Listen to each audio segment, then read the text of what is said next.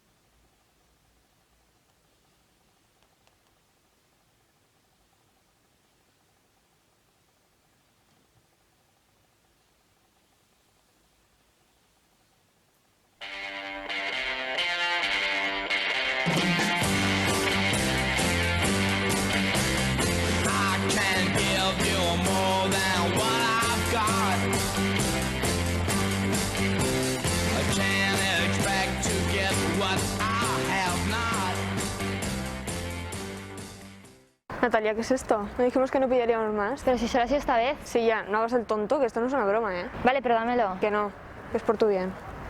Por Joder. cierto, acuérdate que el sábado hemos quedado en mi casa. Que sí. Vaya, Peter, vaya. Creía que éramos amigos. Voy a dormir. Vale. Pero tú no.